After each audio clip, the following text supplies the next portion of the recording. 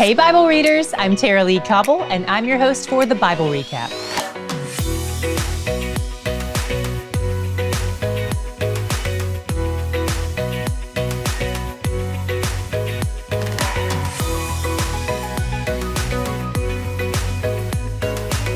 We finished our 8th book of the Bible today, and since we're reading an entire book tomorrow, we're about to be at 9 books total.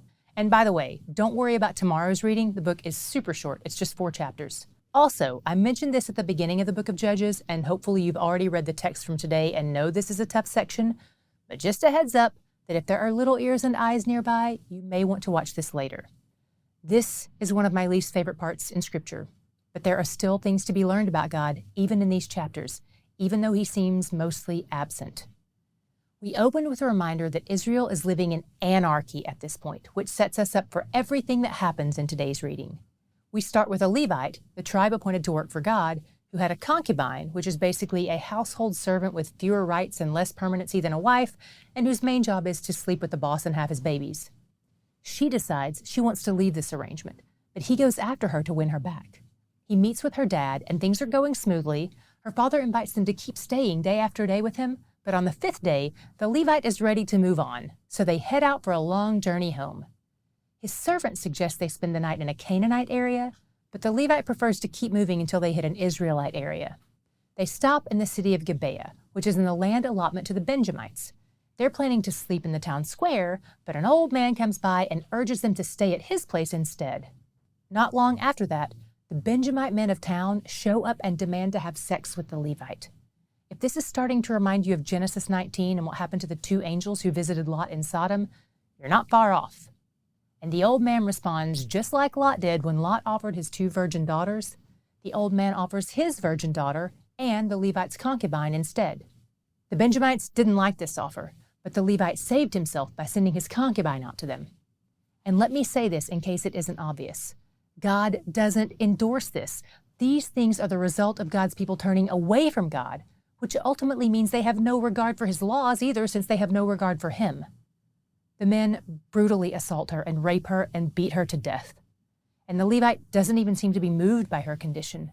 It's heartbreaking and infuriating all at once, and I don't know whether to be more angry at him or at the men of the town, because they're all pretty terrible. He takes her back home and dismembers her. Then he sends a piece of her body throughout Israel, probably 1 piece to each of the tribes. Most commentators seem to think he did this so that the people would have proof that his story was true, and there'd be no denying that the Benjamites were guilty. And by the way, we find out in chapter 20, verse 5, that the men who did this to the concubine were the leaders among the Benjamites in that city. In response to this, the men of fighting age from all the tribes except for Benjamin gathered together. Anytime you see the phrase from Dan to Beersheba in Scripture, that's basically saying from north to south, because the new city that the tribe of Dan just conquered and took over was about as far north as you could go in Israel, and the city of Beersheba was about as far south as you could go. And this passage even tells us that the tribes in Gilead, those 2.5 Transjordan tribes, they come too. So 400,000 men from 11 of the tribes gather to talk about what the Benjamites have done to the concubine.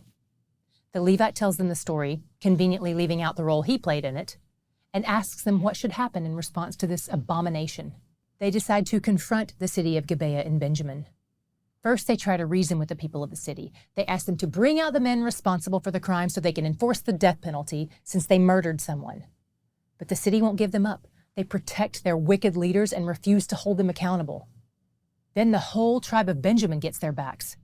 As a result, the Benjamites end up going to war against the rest of the country in Israel's first civil war. They fight for 3 days, and every day Israel asks God for guidance. He gives it, and they obey. They can't figure out why they're losing if they're being obedient to God. But on days 1 and 2, God doesn't promise them victory. He just tells them what they should do. Obedience doesn't always guarantee our desired outcome. Sometimes its purpose is to teach us faithfulness to God, not to our desires. But on day 3, God does tell them that they'll win. And through the clever combo of an ambush and the bat signal, they pull it off. They defeat all the men of Benjamin except for 600 who go into hiding. The men of Israel burn the town and treat it like they would a Canaanite city. God never commands this, but they do it. And while they're all gathered and mourning what happened and offering sacrifices to God, two things happen almost simultaneously. First, they're trying to figure out how to keep the tribe of Benjamin from disappearing altogether. And second, they realize there's a clan who didn't respond to the call to come and fight with them. One thing I can tell you for sure is that it wasn't the Ephraimites. They love a fight. It was the clan of Jabesh-Gilead, a city in East Manasseh across the Jordan River.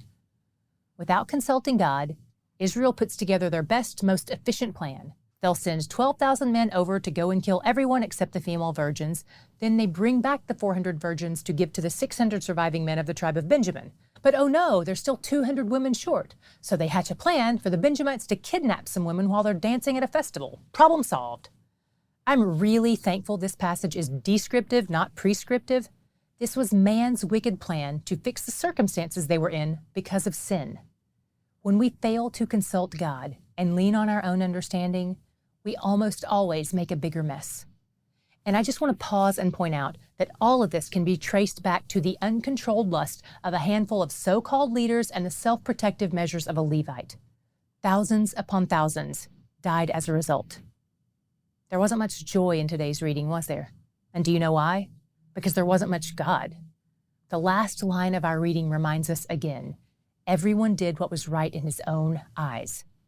And the whole book ends with their wickedness increasing. So that's actually my God shot for today. Where God isn't regarded and feared and honored, where people do as they please and follow their own desires, there may be a temporary solution or a fulfillment of desires, but there isn't a deep, lasting, sustaining joy. Because that isn't found in following every longing of our hearts. It's found in Him. He's where the joy is. Life is busy. You may have to pull some all-nighters on homework or finish a project or finish your kid's project.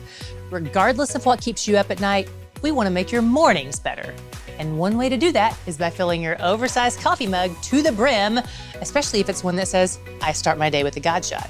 And if you want to rise and shine with us and your coffee, or even if you're just interested in some online window shopping, look for a link in the description box or visit our store at thebiblerecap.com.